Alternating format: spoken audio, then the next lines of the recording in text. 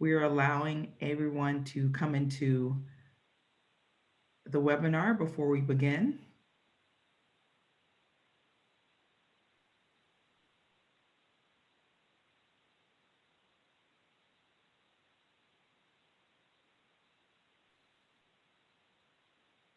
Just a couple of comments before we start. Just note that you will be on mute as the audience, but we do have the chat function and the Q&A function.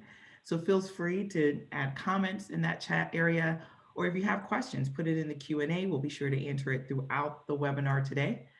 Again, this webinar, this agent roundtable discussion is being brought to you by the National African American Insurance Association. Thank you for joining us, just allowing our attendees to come into the webinar. So be patient, please, and we'll start in just a moment.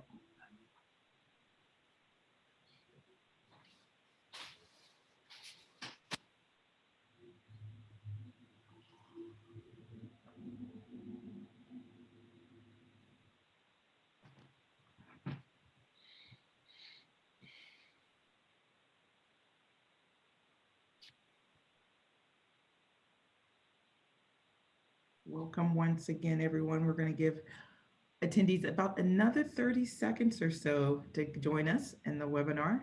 Thank you for registering. Thank you for attending the NAAIA National Agent Roundtable discussion.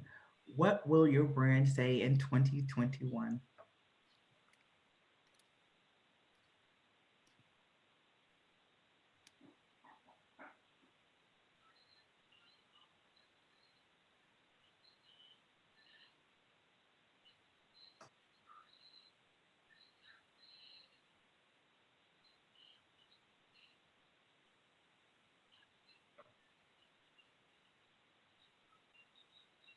All right, let's get started. Hello, everyone. Again, welcome to the NAAIA National Agent Roundtable discussion. What will your brand say in 2021? Thank you for joining us. My name is Ngozi Anaji. I am the president of the Greater Hartford chapter of NAAIA, but I also sit on the NAAIA National Board as the Agent Engagement Committee Chair. Every month, the third Tuesday, not this Tuesday, obviously, but the third Tuesday of every month, we put on these agent roundtable discussions. It's an opportunity for our community of Black agents to have a voice around topics that are important to them professionally, personally, and community-wise. And so today, our discussion, again, what will your brand be in 2021, is really an opportunity for us to talk about social media, online digital marketing, and how it plays a part and how we brand ourselves on a go-forward basis. So for those who have done agent roundtables with me before, know I like to give stats. So let's start off with this first stat. Influencer Marketing Hub reported in December of last year that between October 2019 and October 2020, there was a 7.4% increase in the number of internet users across the world. 7.4%, that's 321 million new users on the internet in a one-year time frame. This publication also reported that there was a 12.4% increase in the number of social media users in that one-year time frame, 453 million new users. Out of all the internet users between the age of 16 and 64, so we got a lot of generations there, 98% of those individuals visited or used a social media or messaging app within a 30-day time period. 90% of that 98 used that social media platform, engaged, contributed in that same time frame. On average, internet users, social media users are on the internet, on social media, 2.5 hours a day. Think about that, 2.5 hours a day of screen time. It should also be noted that on average, internet users, again, between that 16 and 64, average more than 8 social media accounts. Get my fingers up right, 8 social media accounts. Facebook leading the way with 2.7 billion users, YouTube and WhatsApp close behind with 2 billion users. What do all these stats mean? It is apparent that the COVID has impacted the way that we as Black agents are able to brand, market, prospect, service, and network. As we continue our new normal, how do we leverage this information, the applicable tools to sustain and grow our business? And how do we use online marketing as a friend rather than a foe? So, joining me today, my distinguished panel here will be talking about online marketing, digital marketing, and how it plays a part in the Black agent's ability to sustain and to grow their business. First, I'd like to introduce our panel. Joining us, Dewan Hopewell. Say hi to the people, Dewan. Good afternoon, everyone. Co-founder of Ensure Black and content editor of WeBuyBlack.com. Rachel Spates. Say hi, Rachel. Hi, everyone. Associate Director of Communications at Sun Life US. And our Black screen, John Benjamin, founder and owner of Sociable Society Marketing. Thank you guys for joining me today. Thank you. All right, let's level set. Let's start from the beginning, right? Like I gave a lot of stats there in the beginning, and I'm sure people like their eyes are glossed over. The numbers were big, but let's level set with the crowd, the audience. What is online digital marketing? John, you want to start us off and give us your definition? You're on mute, John, I think. We can't hear you. Can you hear me now? There we are. There we go. So digital marketing consists of a number of different aspects. So you have search engine optimization, which is Google first page placement inside the map section and also optimize underneath the map section. You also have PPC, which is pay-per-click. It's going to be a lot of jargon thrown around with with online marketing. But yeah, so those two components work very well together. Google actually they boost you up higher in the organic rankings as you run paid ads because they see that you're using multiple products. You also have review management, which is going to be key in today's day and age as well, because the voice of your business online is not you as a business owner. It's actually your client. So how well you do for your clients, how well of a job you do for them, how well your staff actually operates in coordinates of running your brand. Those are three components.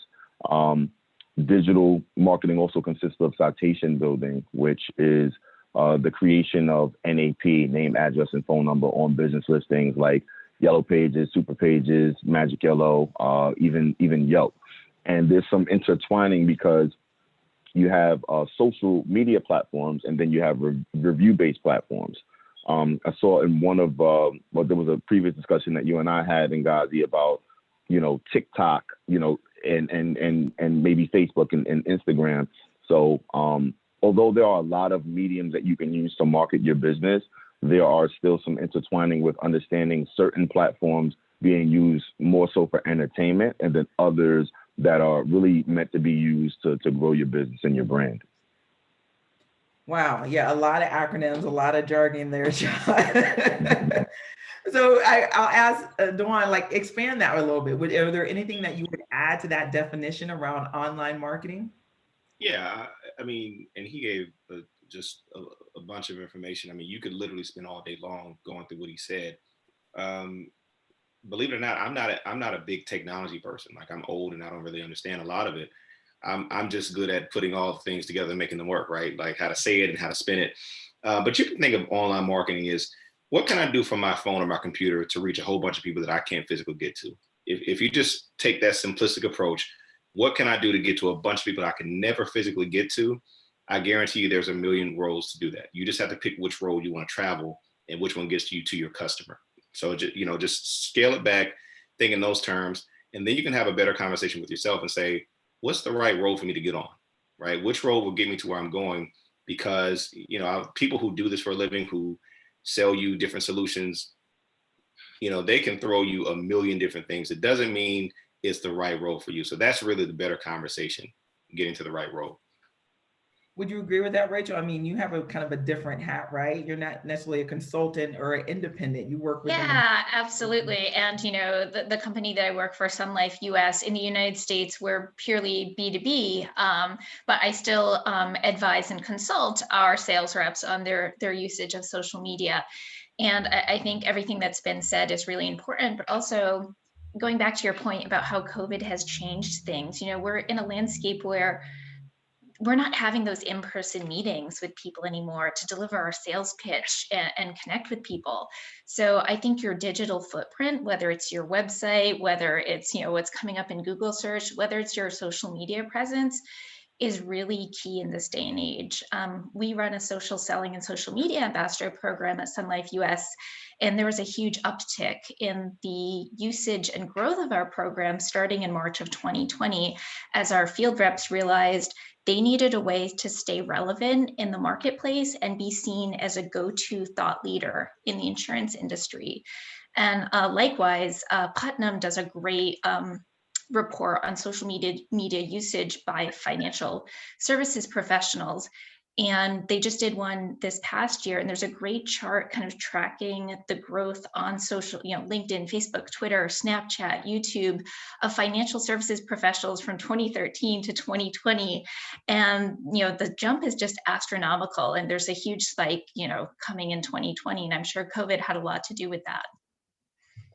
No, thank you for that. And that's kind of the purpose of this conversation, right? Recognizing the need to pivot ourselves as Black agents. And how do we do all those things? Now, to Dwan's point, we're not able to physically engage. But Dwan, you talked about the journey, right? The road, right? Determining what path to take. I mean, fundamentally, where do we start? I mean, for an agent, I'm an agent, right? Like, I look at social media and I'm clueless. I look at the internet, I know I have a website, but what do I do with that? So can you pinpoint a very simple starting point in this journey around online and digital marketing? Yeah, I think, a lot of this can be really overwhelming, like really, particularly, if you didn't grow up doing this kind of stuff. And I did not grow up, using Instagram, right? That wasn't my experience in the third grade. But I think the starting point, believe it or not, isn't online. The starting point is internal. That is to say, what is your message? How do you want to actually engage people? What is it that makes you interesting? What makes you distinct that people would actually want to listen to you? And I find that a lot of people spend a lot of time looking at, should I do Google ads or should I invest in Facebook ads? And they haven't even thought about, what am I going to say once I get there, right? So I think people should just step back for one moment. And the beauty about social media, if we're talking about social media in particular, it gives you an avenue to test some things out for free without spending any money. You can sort of use that as a testing ground. So for example, you may say, well, let me start an IG page for my agency and start talking about how I can offer you all this coverage. No one's interested in that, frankly, right? That's not really interesting. On the other hand, I have a good friend, she's a real estate agent, and she has a really nice social media page. She doesn't talk about, hey, hire me as a realtor. She talks about solutions. She talks about things that you might want to know when you're searching for a home. She talks about how different products affect you in this way and how that you're. She actually has engaging, interesting content that people are interested in. And because of that, they want to talk to her about being the realtor. So as an agent, or if you have an agency, you might want to really spend some time and say, what is the message? What can we offer people? And to use your social media. I would say really use your social media as a test before you spend any money. Use it as a testing ground to figure out, is this interesting to people? Does this resonate with people? Am I getting traction? And then you can have a more defined conversation about how to spend your money doing this. So start with, what are you saying to the world and why is it interesting? Why does anyone care? So don't start online, start internal. You're on mute. I knew I was going to do that. So John, you're kind of B2B and C2B. So you're kind of working with individual agents as well as organizations. Is that the same advice you give, kind of to having clients take a step back and kind of do an evaluation, self-assessment of kind of what's the opportunity? What are you trying to get out there?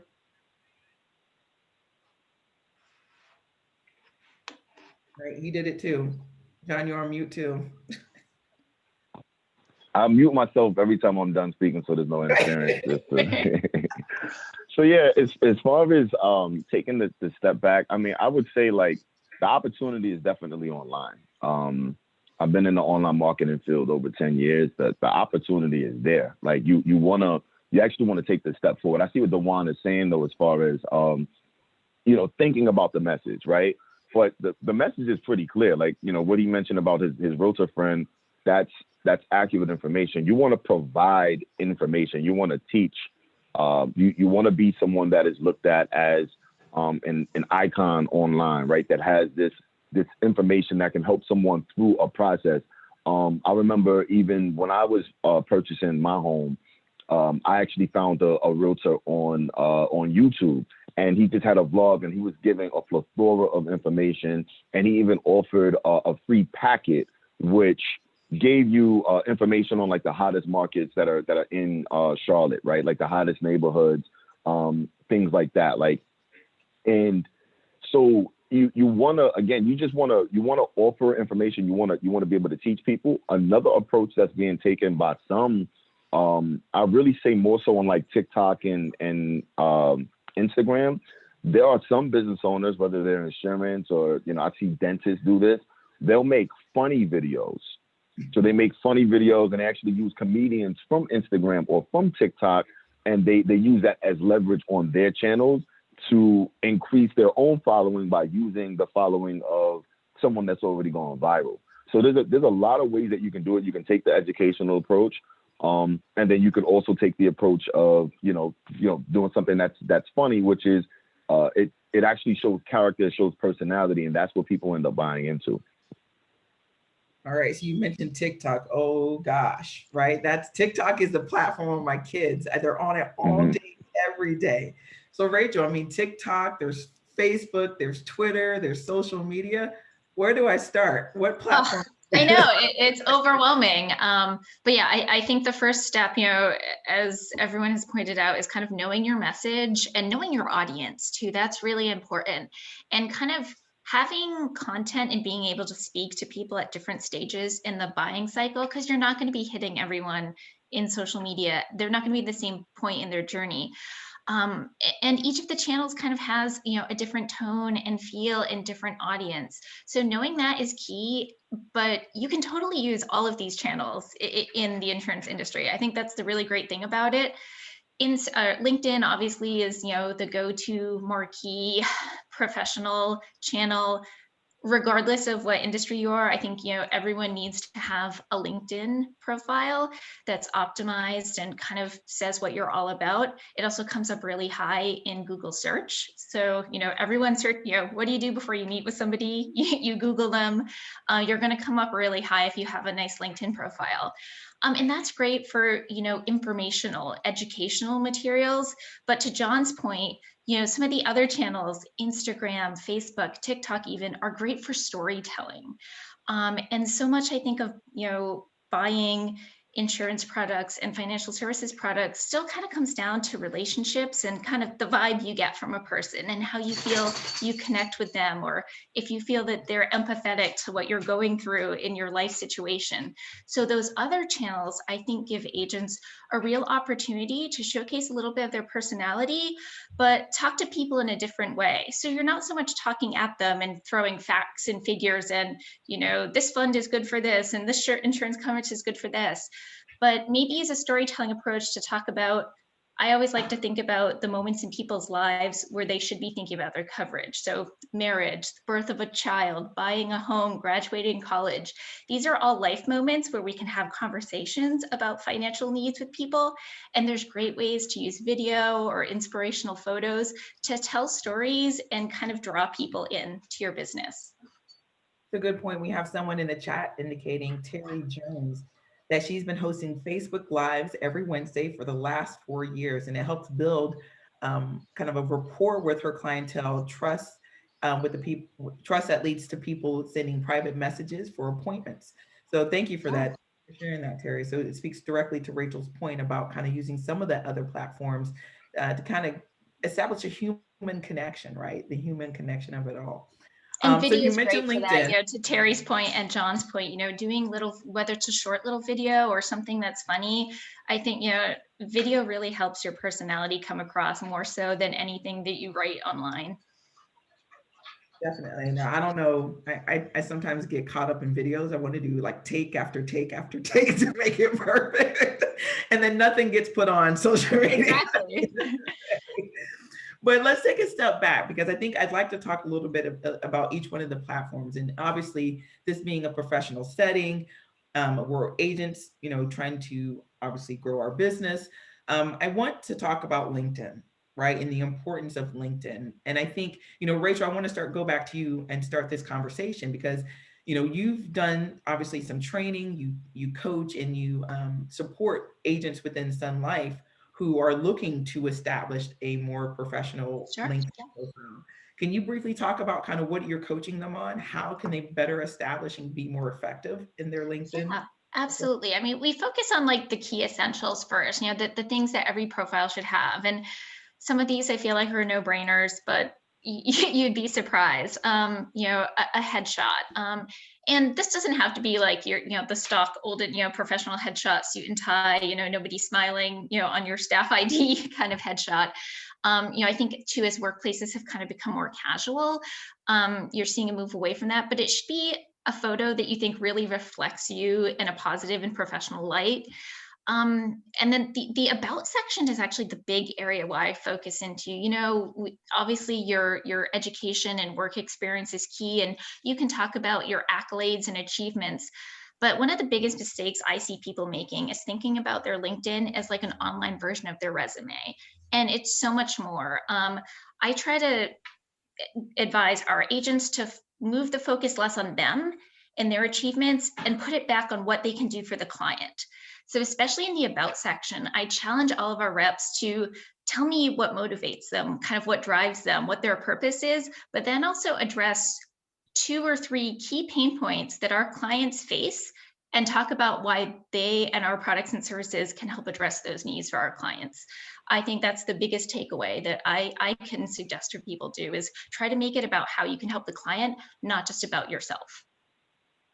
What do you think about that, Duan? I mean, LinkedIn being what it is, being kind of the platform for professionals, how important is the profile and kind of in the line of work that you do? Yeah. So again, in this world, whenever you introduce yourself to someone and say, I'm Bob and I sell insurance, if that person listens to you and they are at all interested, the first thing they're going to do is check out your online presence. They want to know that you're, valid. They want to know that you're a real person, that you're legitimate, you have some credibility. What happens there is the determining factor. When someone gets to your page, they need to see that you are legitimate and you're trustworthy. So that profile actually is a really huge deal, whether it's Instagram, whether it's LinkedIn. And so this goes back to, again, sometimes people get ahead of themselves. You have to start very basic with what I call the creative assets. What are your pictures like? What are your videos like? What are like, before you can actually market yourself, you have to have the assets to market, right? So in the work that I was doing with We Buy Black, we would have companies come to us all the time, just every week, a bunch of companies. I've got a great product. I want to market on your platform. And then they send me these horrible pictures. And I said, I can't market this, right? So that profile, you have to start with the creative assets. And yes, that does mean you have to invest. You do need to spend money on these things. You can spend money on marketing and on commercials, but if the assets aren't there, it's just not going to have any impact. The other thing, again, people have talked about stories. People love stories, right? Stories are how you sell anything, whether it's a preacher in the pulpit, whether it's a politician, and whether it's you're selling a story. When you come to that profile, people actually need to discern that there's some story that you're telling. That's not to say that you're literally typing out stories, but there needs to be some larger narrative. Like, this is Bob, the guy who knows a lot about life insurance. This is Sarah, the lady who really knows something about insuring your business. Those things become like, what's the story in your profile? You need to always tell a story. And of course, Rachel just alluded to it, video is king, right? Across generations, people love video. In fact, I was actually typing a response to someone who had in the Q&A about older customers. Some of the most active people on YouTube are older people, believe it or not. Like, some of your most active demographic. So video content is going to be important for everyone. So on that page, whether it's LinkedIn, IG, whatever it is, focus on what story, like, because a lot of people will just post a random article here, a random article there that's about insurance. And it's just like, what's the story though? So really kind of go back and look at what is the story that my page tells, and you'd be amazed. And sometimes, yes, it is embarrassing and humiliating because you're looking like, this is trash, and that's okay, right? That means you're learning. That means you're growing. But go back and look at that and figure out what that story is, and make sure you have the creative assets to tell that story. Good point. So there's a couple of points that we're going to come back to. So the creative assets, We have a comment in the section talking about, examples of the about section of LinkedIn. So I'm going to come back to that, Rachel and Duan, but I want to hit on something with John, because John uses LinkedIn in a very different way, right, John? I mean, versus, the profile is important, but important to you from a very different vantage point. Can you talk a little bit about how that applies to the marketing work that you do? You did it again, John. Mute. That's my politeness. I'm the most politest New Yorker you ever meet in your entire life. Um, so from that perspective about the profile, right? Like I think that Rachel and Dewan, they touched on all of the key aspects in terms of like your bio and information that's posted on your about myself section, right? But one of the key things that was left out, and it is really more relevant in my world, is recommendations, which are similar to reviews. So you can have you can tell your story about who you are, right? Like where you've come from and kind of how you are able to help people that are looking for an insurance agent in your industry or looking for services that is relevant to your industry. But those recommendations are going to also play a key part, because you can tell that story, but if you don't have anyone saying, yes, I can validate that, then, what are you really saying? And then in terms of using LinkedIn as a platform to actually take advantage of, to generate clients and show the knowledge that you have. One of the other things that you want to do is when you do post content, and this really goes for any social media channel, you need to have hashtags that are associated with it. Because if you were, let's say, on LinkedIn and you're just posting content and you don't have any hashtags, the only people that are going to see that content are people that you're already connected with.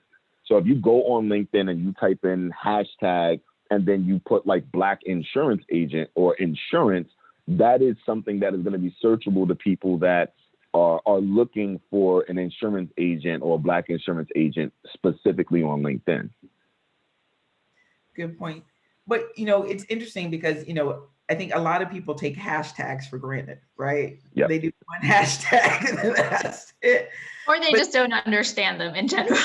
Right. How powerful hashtags can be. I mean, literally, so, in my businesses, I have a set of hashtags that I use, and I use them frequently because, I mean, correct me if I'm wrong, again, I'm the novice here. The more you use them or the more people use them, right, the more that people would get tuned into the utilization of them. And it's almost like a catch-22, right? Absolutely. A well-placed Yeah. hashtag is really a content aggregator. But you don't want to just be making up hashtags that don't make any sense. You want to be part of a larger conversation, but more importantly, a relevant conversation.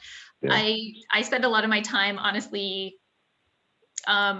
deleting hashtags from suggested content because people are like, this sounds like a good hashtag. And I'm like, did you look into what that hashtag is really about? But people just get hashtag happy and they see it in posts, but they don't understand the importance and the relevance. So to John's point, using properly researched hashtags opens you up to a greater audience and potentially a greater conversation that's already happening. Good point. All right, there's so much going off in the chat. There's so much going on in Q&A. I don't know where to go with this. We got a couple of things to circle back on. But John, again, I'm going to hit on something and have you expound just to get a little bit deeper, because I think what people take for granted is the fact that people search you, or firms like yourself, marketing firms, look for content and data by using certain platforms like LinkedIn. So if someone's doing a search around Black agents, right, it's a great way to aggregate that data and mine the internet through LinkedIn profiles. Not to tell all your business, right, but talk to us about kind of how, again, in that particular instance, having a great profile, having visibility on LinkedIn can help from a business development as people are looking for certain functions, jobs, roles, whatever the case might be. Yeah, so it's going to be a key factor in, as we use the term, digital marketing, period, right? Like what you do on one platform, you need to do on other platforms.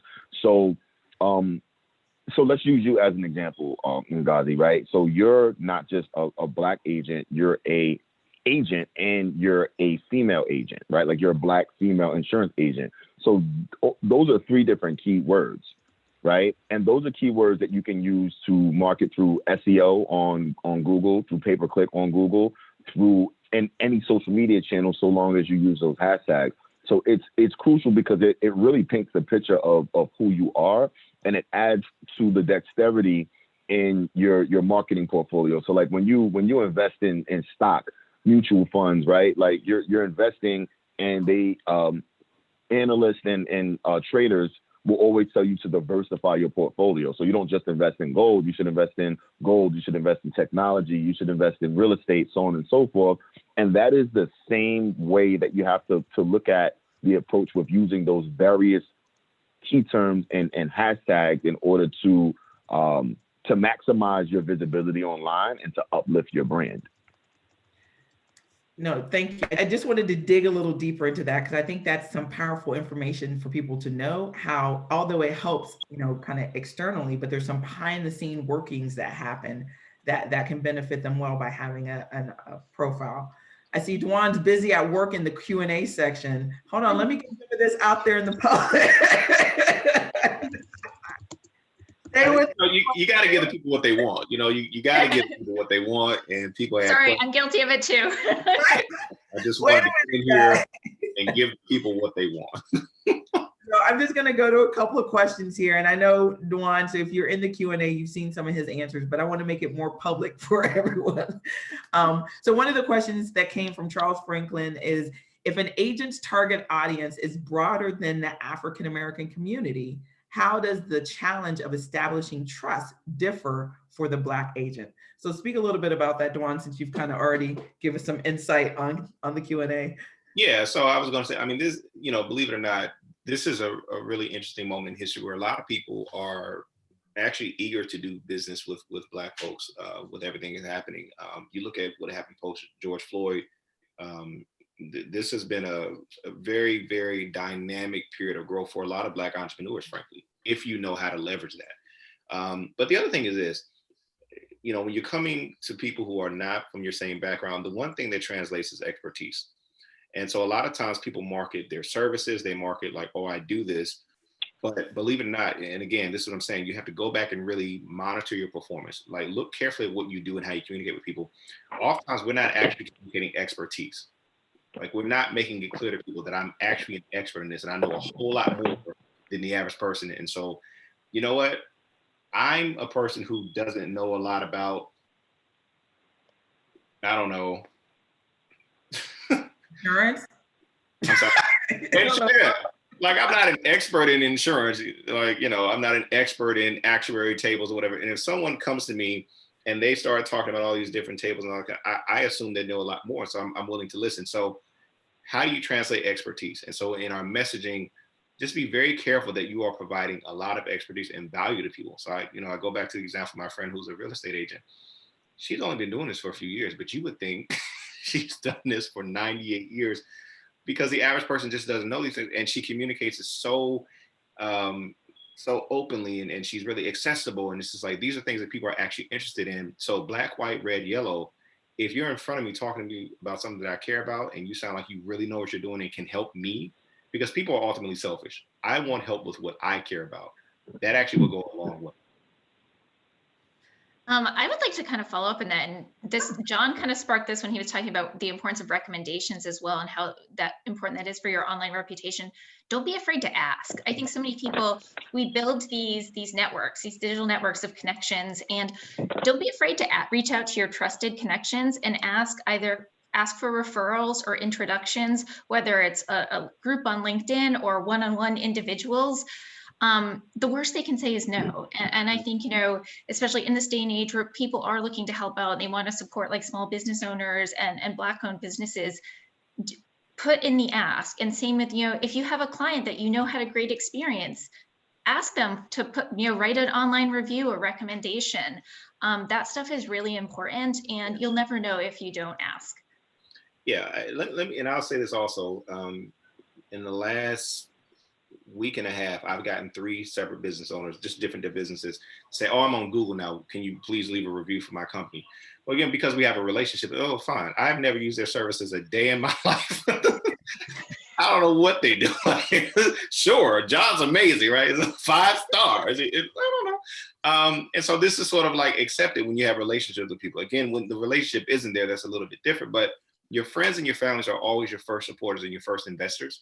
My background is in politics. And so I remember my very, very first campaign. I worked for the mayor of Baltimore. This is years and years ago. And we won a big victory. And so I was interested in kind of doing more consult because I learned in that world, people literally do one campaign. Now they're a consultant, right? Okay. Now I figure I could do this too. So I ended up going to the mayor and I said, listen, I'm trying to do my own thing. Would you mind writing a sort of recommendation for me or whatever? She's like, okay, just email it to me and I'll put my letterhead, fine, whatever. It was that easy. Like the thing that I learned in business, you never know until you just ask. Just ask. You'd be amazed at what people will say yes to if you just ask them. Like, just make the ask. So that's what concerns me though, right? So if I'm a consumer and if it's that easy and you haven't, maybe engaged in my services, you haven't, experienced any work with me, but yet you're willing to write a recommendation on my behalf that I, as a third-party consumer, is supposed to trust in is valid. How does that work? Right? Like to me, it's almost like. It's like this. What's happening in the digital world is no different than what happens in the television world. So, for example, when people market toothpaste, they say, oh, this amazing toothpaste. It does all this. Can you tell me that you've empirically verified any of these claims? Well, no. Like we're just all buying it. So let's not act shocked when we do it. It's the same thing. Like we're all doing this thing. And so even with Amazon, there's this new phenomenon. I forgot the exact term, where companies literally will send like really inexpensive items to people. And it looks like they shipped a real item. And then someone will do a review like, oh my God, this is amazing. Like credibility in the digital world, it's so big that people are doing some really unethical things to do it. Right. I'm not advising that people do that. But the point is, this has always sort of been the case. And so with the digital thing, when you're marketing yourself, again, these people don't know you. This is the first line of saying, are you worth talking to? That's all this is. Now, that's a you question. If you're not worth talking to, I'd be very careful about marketing myself. But if you're worth talking to, tell people and help amplify that word. Call your friends, call your family, tell them to give you a review.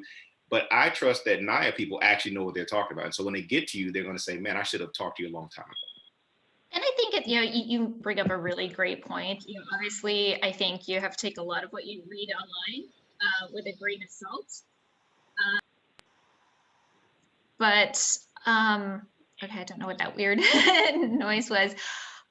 But I think that goes back to the people you're reaching out to. I think it's totally okay to kind of coach them. Your trusted inner circle, your friends, your family, the people that know you and what you're about. I think it's okay to give them some speaking points as guidance if they are going to do a review and be like, here's where I excel, here's my expertise, and kind of let them speak to that as well. What do you think? So one John? thing I wanted to, one thing I want to chime in and let me make sure I'm not on. Can you guys hear me? Okay. Yeah.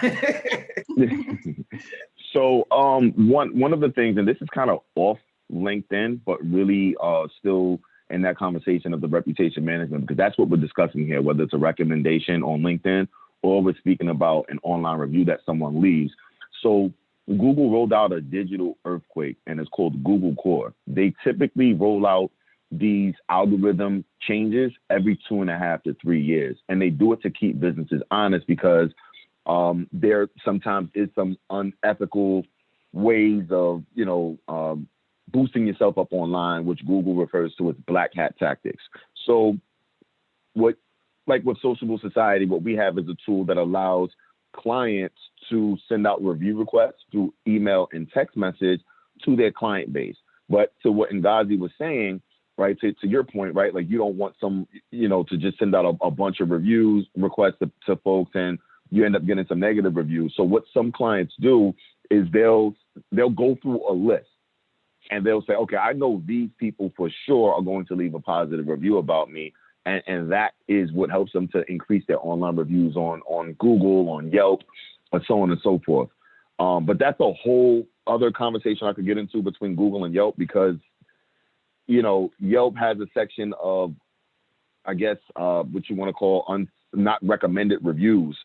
And if you don't have a profile where you're active on Yelp, you're considered a Yelper, the review doesn't show up in the main section. So really, you want to generate as many reviews on Google anyway.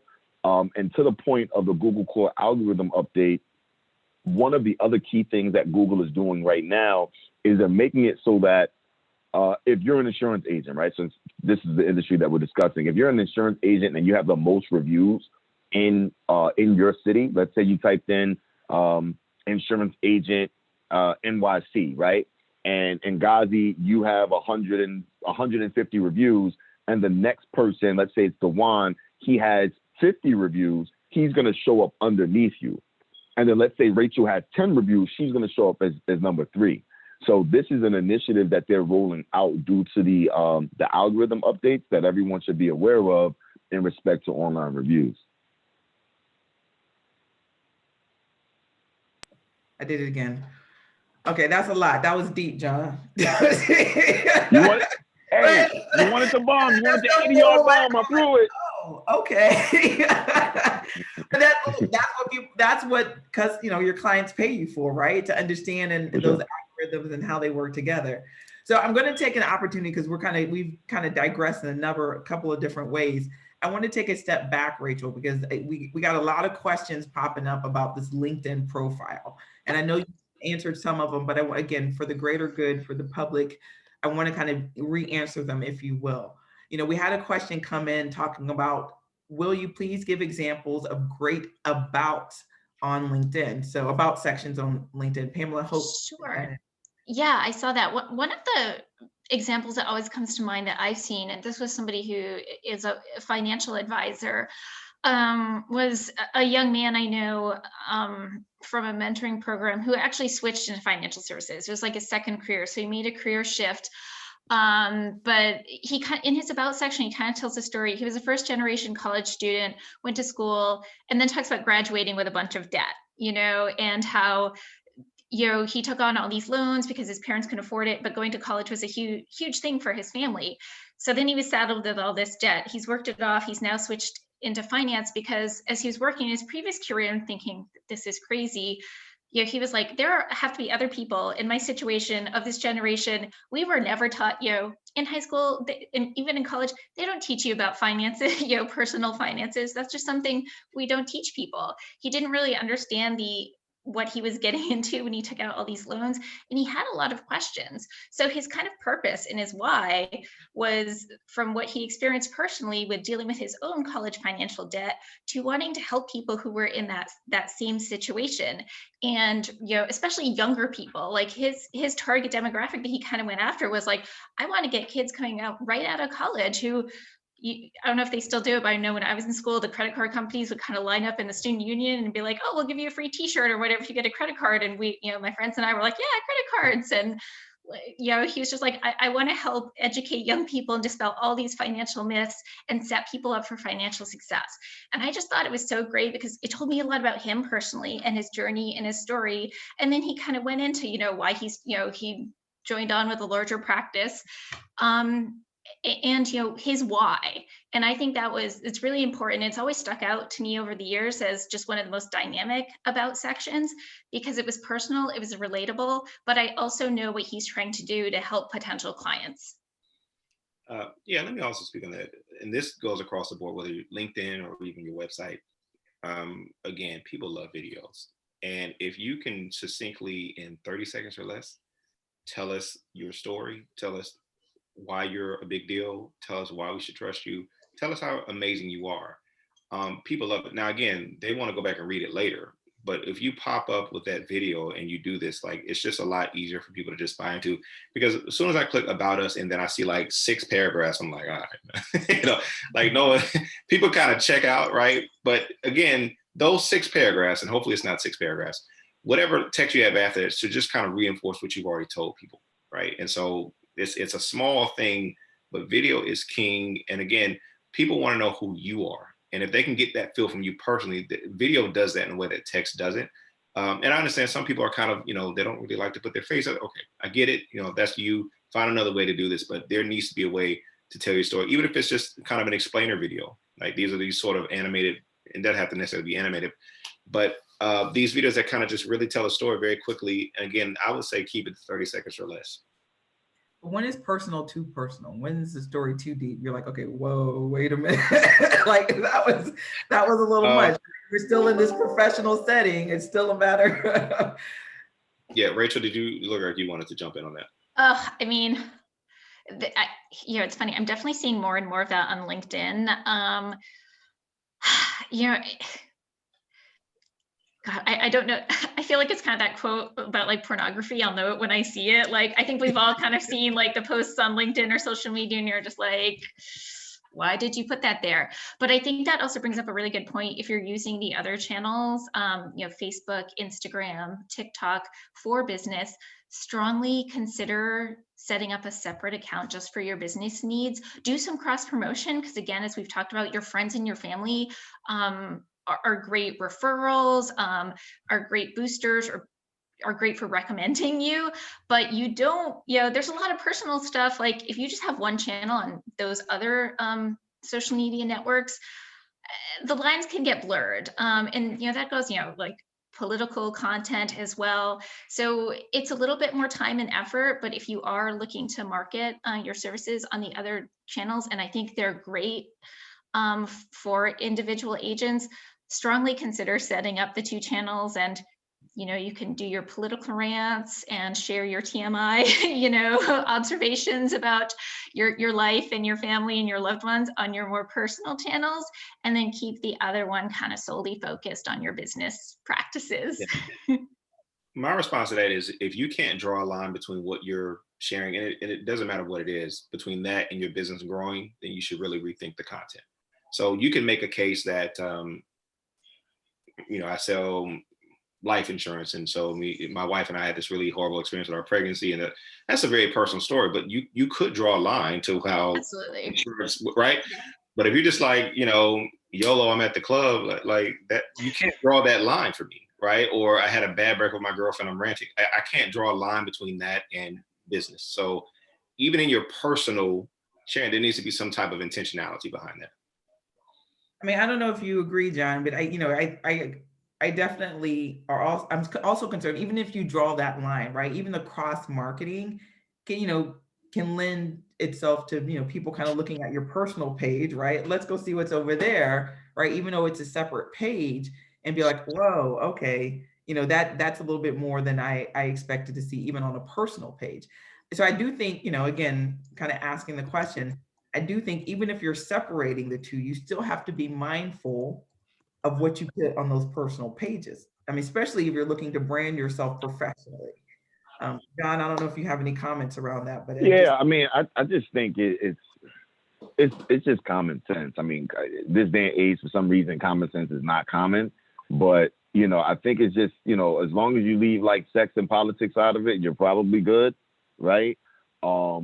I think it's really just more of a judgment call, because there are some ways that you can actually triangulate in a personal experience with services that you offer. So it's just really just making the judgment call. I think that's that's just going to be the most crucial part of anything that you post online. And the other thing is, as a independent insurance agent, right? Because everyone's working for themselves, you're working for yourself. Just be mindful not to post anything on your business page that could get you fired if you were working for a large insurance agency. Yeah. I would also correct this notion of having a personal page. That's over, right? So think about, in the news every other minute you have someone getting fired because someone found something on their Facebook. Nothing is a personal page at this point. If your page is out there, and I don't care if you say, oh, I have it locked. No, it's all out there. There is no personal page. So even in your quote unquote personal page, you have to remember, to his point, people are judging you and figuring out, are you worth doing business with? Can I trust you? So you have to be really super, like, I get it. You want to post that picture of you on vacation and whatever, but you might want to just email that to your friends. There are no more personal pages. Right. No, good point. Everything lives almost forever on the internet, even no matter how fast you delete it. I mean, I think we see things in the news all the time of people who tweeted something that was inappropriate and immediately deleted it, but somebody somewhere just took a screen grab. Yeah, It's yeah. not that hard to do. Let me just clarify. I think in the flyers we have that this webinar is supposed to end at 1:30, which is an error in the sense that it ends at 1. But yeah, I'm going to ask my panelists if you have like 5 or 10 minutes over the 1 o'clock. I'd love for you to stay. We got a lot of questions that we haven't answered yet. And audience, feel, based on your availability, stick with us as long as you can. So I do have a question from my friend Ivan Hudson out of Little Rock, Arkansas. Hi, Ivan. He asked, what engagement, like when is it too much? When is it too little? Like, how do you know the boundaries of engaging too much, being too active on social media versus the right tone, the right amount? I don't think that there's too. I don't think that there's too much, right? Because Gary V, I think he said it best. He said that if he was trying to start a company right now, I don't know if everyone knows who Gary V is, but he's a huge internet person. I call him the big brother of Instagram. And he tells a great story how he took his dad's wine store and made it $1 million business just by getting active with online marketing, and that has translated into him having a lot of success in social media. So as far as engagement, the more people that are engaging your content, it demonstrates that you're providing value to them. So if the content is valuable, there's really no such thing as too much content. In all actuality, you become more relevant online from posting content frequently, from posting vlogs, and just posting like videos and information that is going to be helpful and engaging to your audience. So, we tell our clients, you really should be posting 5 times a week, at least once a day, right? Monday through Friday. If you're open on weekends, then, I would say post 7 times a week. That's going to help you to build up your followers. And it's also going to help you see, as far as like the insights in terms of what are the peak times people are even viewing the information that you're putting out there, right? And then again, that's how you cross market and use other marketing avenues like pay-per-click or Facebook ads or LinkedIn ads in order to run, ads and put content out there that is going to actually result in appointments and result in revenue for you. So content, if it's engaging and people are actually monitoring your content, it's going to result in revenue. So, that's a good point. To me, that sounds frequent, right? Because I only post maybe once a week. Mm-hmm. We got some homework to do, but but Rachel, so to that point though, it doesn't necessarily have to be like every post doesn't have to be a 3-page report, right? Like it could be. Oh my gosh, no, exactly. People's attention spans are so short these days, and you always hear about second screen. People are on their phone or on their laptop or on their phone and their laptop while they're watching TV. Like we're multitasking like never before. I think that John kind of said the magic words, relevant content, and engaging with value. So, sometimes I do have to tell our reps, sometimes less is more, because I think sometimes when we bring them into our social media program, they're a little hesitant. And the big pushback I get from people is, I don't have time to do this. So I do advise our agents to start small. Sometimes I tell them even, put an Outlook reminder on their calendar for 15 minutes at the beginning of the week. Think about the content they want to share and come up with a quick plan. But it has to be engaging and relevant to your audience. You have to engage with value and add value. So if you're looking to start out and you're, it's okay to take a less is more approach, but then start building up over time. It's like anything, practice makes perfect, and more repetition is better. And obviously, to John's point, the more active you are, the more, the APIs of each of these platforms will kind of raise you up in search results. So it does kind of feed into itself, but it can be daunting to start out. So, I feel like I always tell people it's a marathon, not a sprint. So it's okay to pace yourself. So with that being said, okay, that kind of defines the what. or the content. Now, one question that's come through is, okay, so we've talked about a number of different platforms. Name the top two that are best for insurance agents. Dawn, I don't know if you want to take a stab first, or the top two social media platforms, I guess, that would be best suited for an agent. Okay. Wow. He's a wild guy. Well, first of all, I'm a homer, I was so going to jump in with it.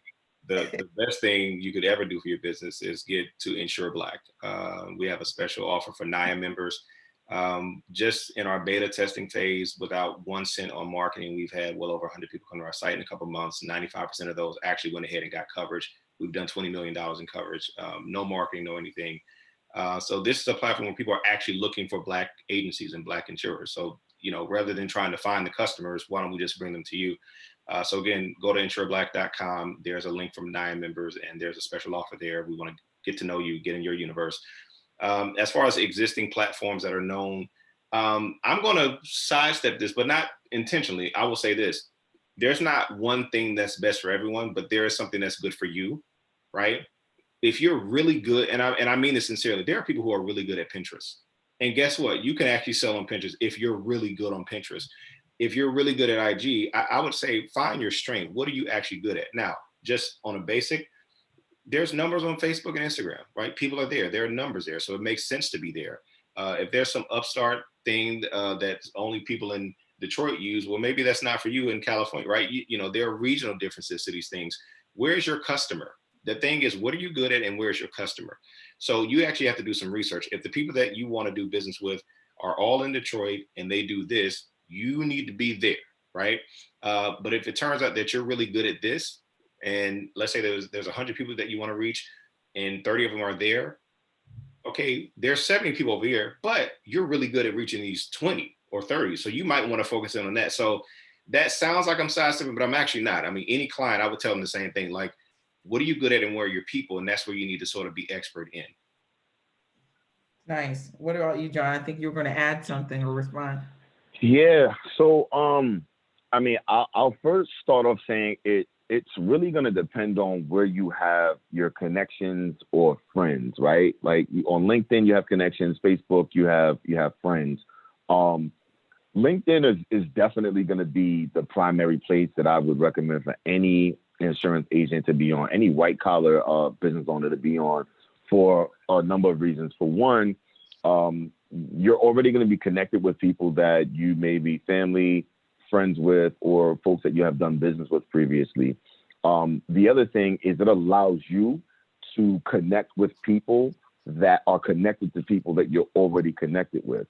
So that already comes off as a personal recommendation. And you can actually get someone like if I don't know Rachel, but I want to connect with Rachel, but I know Ngazi and Rachel's also connected with Ngazi, there's a feature on LinkedIn that allows you to ask for an introduction to someone that you're not connected with that is connected to someone that you are currently connected with. So LinkedIn is definitely going to be the primary. And then I'm going to have to agree with Dewan in my next statement of, having the platform that directly correlates to your personality, because there's so many new platforms that are out there, right? Like you got Facebook, you got Instagram, you got LinkedIn, you got Pinterest, which is I was just about to jump in there. I was going for that. So Clubhouse is the newest platform, right? I don't know if everyone knows what Clubhouse is, but essentially the way I define it is it's AIM instant messenger with voice instead of being able to send instant messages. So there's a lot of rooms that you can go in up there, right? There's a lot of different rooms. There are some rooms that are really more for professional conversations, and there's some conversations that are not professional, right? So I think that you have to use platforms that really show your personality and show how you are as a business owner. Are you the type to connect with people through using your voice and creating blogs, or are you the type that really should be somewhere like Tumblr, where you can just type up information and use infographics in order to reach your audience? So that's the short answer. But in in terms of just having a presence online, period, you really need to be on every social media platform, because you never know where you're going to get your next client from. So our motto is to put you in as many places as possible so that it's impossible for you to not be found. All right, I like that. I like that. Rachel, top two. I mean, I think definitely playing to your strengths is important. That's a really good point. But I think you have to think about where your audience is. I think that's really the more important thing. And they could be across all of these channels again. So take that into consideration. But if you have to focus onto, I think LinkedIn is number one. That's a no-brainer. And then Facebook. And the reason I say those two is one, I think that they have some of the biggest networks, but also, and we haven't really talked about this, if you are thinking about doing some paid advertising to promote yourself and your content, even if just a little bit, both LinkedIn and Facebook actually have really great targeting capabilities to really get your message to the right people. You'd be amazed at how just with a couple $100, how successful a very well thought out targeted Facebook campaign can do. So before we go any further, there's a lot of requests for the panelists to share their information. So we will get the panelists' information out to you via email. So you all registered, we have your email information. So don't worry, it is being recorded and will be provided by the NAAIA website. So you'll go there maybe next week, later this week, and it'll be up posted for you to review. So don't worry, we'll get that information to you. So no, I appreciate that, Rachel, because I think a lot of people are wondering, okay, I can't focus on all of them, right? All the platforms. And I think narrowing the scope and really understanding the purpose and to your audience, your strengths, your personality, it's key advice for our agents as they kind of manage the social media world. And so, as we kind of close out, there's still a number of questions we didn't get to. I feel like we could probably talk about this for a whole nother hour. But I wanted the panelists to have the opportunity to, one, much like Dwan did, talk about your business. I know, Rachel, you're a little bit of B2B, but obviously you want to talk about Sun Life. But then also kind of, as we leave this panel, the one advice you would give agents, regardless of where they are in their social media journey, their digital marketing journey, advice that you would give them, one thing that they should take away from this conversation and apply. So almost like a call to action for them to do. So John, I'm going to start with you to talk about Sociable Society and give us that one takeaway. Yeah, so my takeaway would definitely be to make sure that you have a website, right? With landing pages. Landing pages actually describe the services that you offer, each of the services that you offer as an insurance agent, in order for them to get indexed on Google. So I have a few takeaways. The next thing is to make it so that you claim your business listing on Google, because if you don't do that, people are not going to be able to find you there, and you're not going to be able to generate any online reviews. And then I would also say, even if you're not comfortable posting on social media at this particular juncture, make sure you have a business profile for each social media platform that's available out there. Nice. So Sociable, tell us about Sociable. So Sociable Society, we are an online marketing company, and we essentially do everything from A to Z. So as I was mentioning earlier, so pay-per-click, search engine optimization, citation building, website development, and we do all of the things that are necessary in order for you to be able to have a strong presence online, including run social media campaigns. So when I was mentioning things about the hashtags, right? Hashtags are not to be confused with keywords and vice versa, but we create an entire digital footprint for you online so that you don't have the issues of not having any online reviews, not having a social media strategy, not being in tune and updated with what Google is saying. Because if you're not doing all of the key components that Google is saying, hey, this is what you need to do in order to show up on Google, they're making it extremely hard for you to show up on the first pages. So you want to increase your online reviews. You want to claim your Google My Business listing, and you want to have a strong strategy and have content out there on a consistent basis through social media. So our company, we actually do all of the heavy lifting on your behalf. Thank you. So obviously we'll be providing John's contact for you to engage if you'd like to learn more.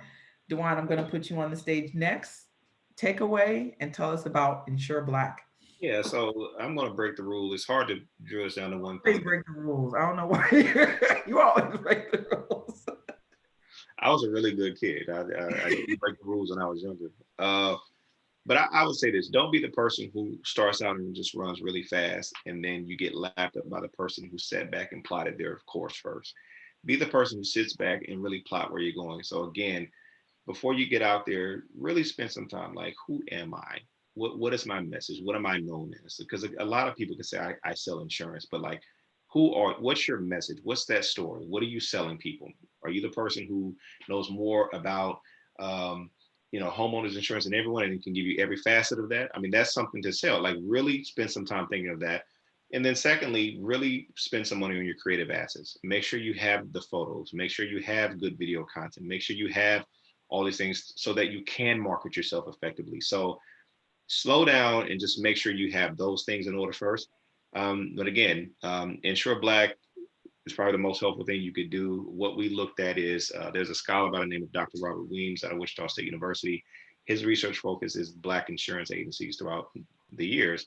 And what he has discovered is that as Black insurance agencies have declined, so have Black neighborhoods. The real engine for investment and capital was always the insurance business. And so we're trying to revive that and really promote Black agencies and Black insurers. And so this platform basically is for people who want to do business with you. And like I said, without any marketing or without just a landing page, people have come to us in this concept they're hungry for. Again, we're selling a story. And like I said, we've done 20 million in coverage. We've had hundreds of people that hit us up, and we could only get to a handful of them. And so what we're trying to do is launch Black History Month. We're launching. We want you to be a part of it. So like I said, go to insureblack.com. We'd love to meet you, get your information, and get into our universe. Just on that note, as he referenced earlier, there is a partnership in place with NAAIA. So again, if there's interest in leveraging Insure Black, please contact Dewan, which you'll get that information, or contact myself with NAAIA. All right, Rachel, here we go. Right. I think it's so hard to narrow it down to just one, but I think my one top recommendation would be to really make sure that your LinkedIn profile is optimized. So take the time to go through, make sure everything's up to date. In the header section or the contact section, you can link back to up to 3 websites. Are you linking back to your agency website? If you have a blog site, are you linking to that? Or, if you're involved with something like NAAIA, whether you're a chapter president or something like that, link back to things like that. Really take advantage of all the opportunities that LinkedIn gives you. If you're a panelist or a speaker, if you win awards, you have certifications, LinkedIn gives you the opportunity to feature all of those accomplishments about yourself. So make sure that you're utilizing all of those things.